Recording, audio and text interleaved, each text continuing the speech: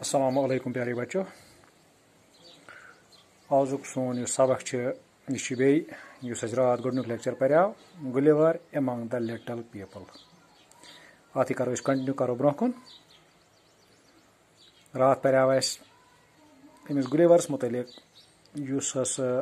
अकिस समुद्री जहाज मज यथ नाव एंटीलोप अत सफ़र करान यह अत बे 30 मुसाफिर मगर अत समुद्रस मज आव तूफान यम तूफान सत टकराव अकिस चटानस सत अत गई जहिस तो 30 नफर यम अत बाकी नफर अमिस बगैर तम डुबाई सारी तो बचाए यमो मज यस गुलिवर उस नाव।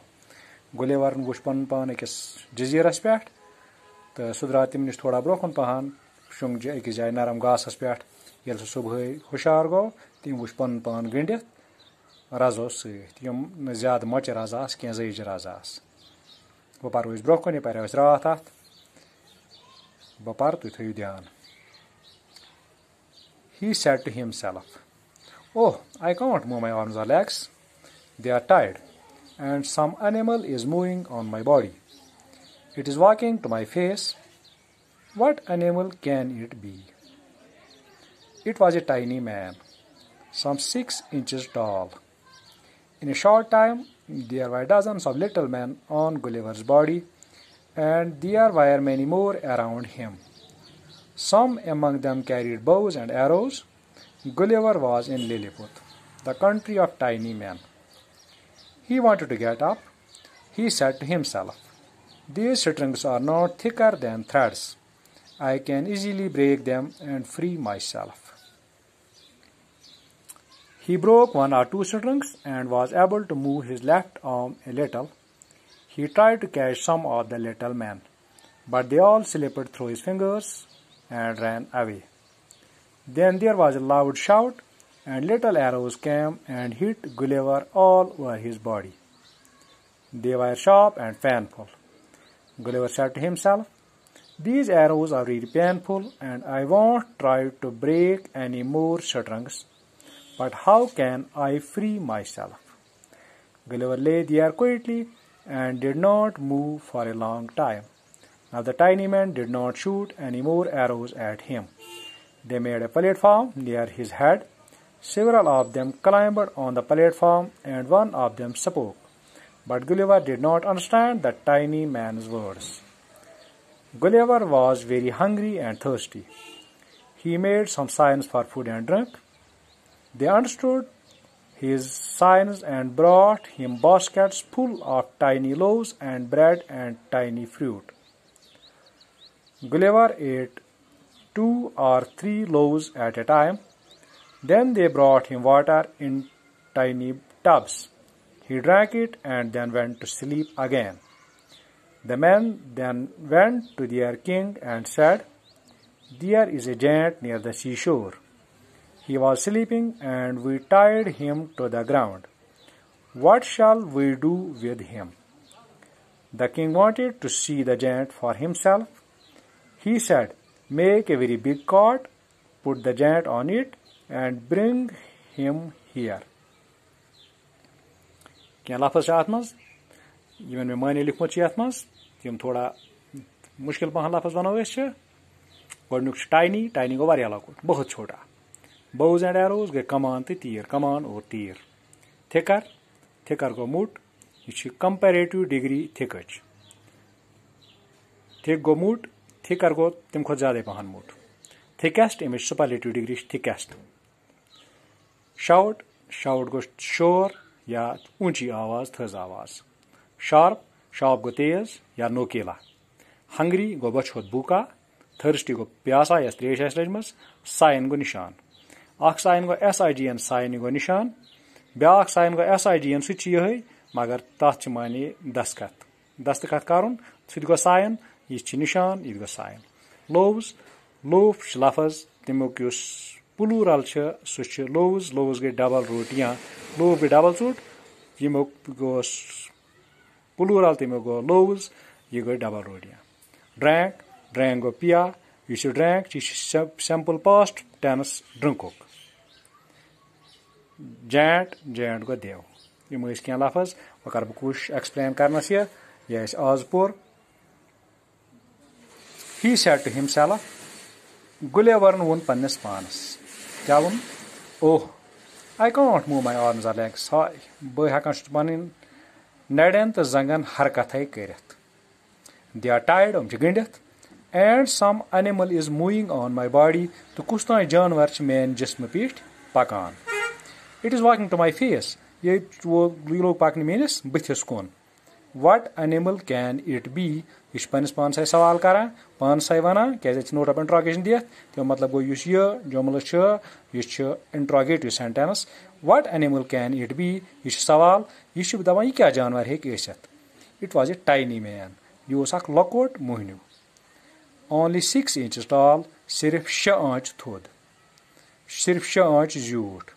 In a short time there were dozens of little men on Gulliver's body, and there were many more around him. Kames waqtas maz ais darjan wad lakat muhni Gulliver's jismas pet te be ais varia imis ind pek. Man singular, go ak insan, men imek plural, imge varia. Some among them carried bows and arrows. Among maz ais kyanchan kaman te tir te. Gulliver was in Lilliput.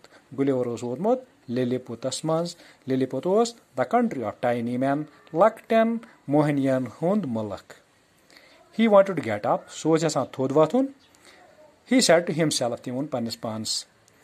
These strings are not thicker than threads. Yum string yum che, chan pandaib khot zyada moch kya. Pandaib tokra khot zyada moch chanom kya.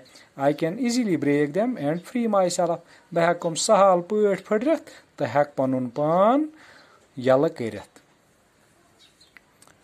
He broke 1 or 2 strings and was able to move his left arm a little.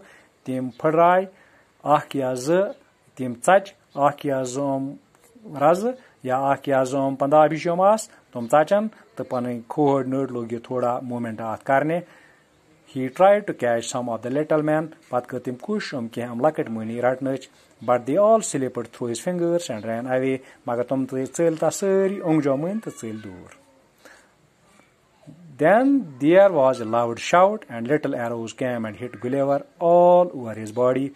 Padga ak zabardast tez awaz, shor go, and little arrows the lakshiyum tiris, tom ait beat imsindis Gulliver ne jismas.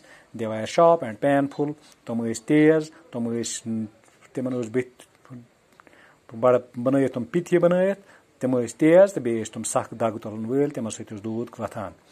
Gulliver said to himself, Gulliver panis panas, these arrows are very painful. These arrows are very painful. Yum arrow yum che, tir yum che sak dutalun waji, must sak dag kara, and I won't try to break any more strings. Wakarna bu kushish, bake kast raz chatnach ke. But how can I free myself? Ajibe panisi pana sawal kara, bikit put kar panun pan yal. Gulliver lay there quietly and did not move for a long time. Gulliver rudait bilkul sop keret shinget various times the karan harkat kehain. Now the tiny man did not shoot any more arrows at him. Magar lakat muhni ais emalayak ne bei tir imiskun ke. They made a platform near his head. Timo banok platform ak platform ka chabutra platform ka suja yat per khis takrir evansh karne. Timo banok tuthi ak platform ak imsin skalas nazdik. Several of them climbed on the platform. Timo mas khitwaria nafar tat platform spet, and one of them spoke koremamas takrir. But Gulliver did not understand the tiny man's words. Magar Gulliver samajhni imsin lafaz ke ye kya cha vana. Gulliver was very hungry and thirsty. Gulliver was varia bochot, because he made some signs for food and drink. Tim ho even kya nishan, kya sos ni hans buil samja, homo is nimsons buil samja, tim ho even nishan mas, midiyosu goza, ya diyosu kya chanakhatar. They understood his signs and brought him baskets full of tiny loaves of bread and tiny fruit. Timo samjek imsons nishan imis hoy, nishan imen hoy, tomo samjek, it unik imis kes Tukre, baj tukre, emen tukren mazane kema yum laket yum double such bread, be tiny fruit, be laket fruit. Gulliver ate 2 or 3 loaves at a time. Gulliver rose yum bread yumas, sos ek vakta zaz tre khawa. Then they brought him water in tiny tubs. Patane kema laktan taban maz imis khatir trish. He drank it, tim chaye trish, and then went to sleep again. The amis pe be nender. The men then went to their king and said, Lakad Munium is, goi pannis badshahas nish vonhas, there is a giant near the seashore. Dev aksha samandar bitis nazdik. He was sleeping, so shingeth, and we tied him to the ground. The asun thos gindeth, zimena sit, ground sit. What shall we do with him? Us kya karo vatas? The king wanted to see the giant for himself.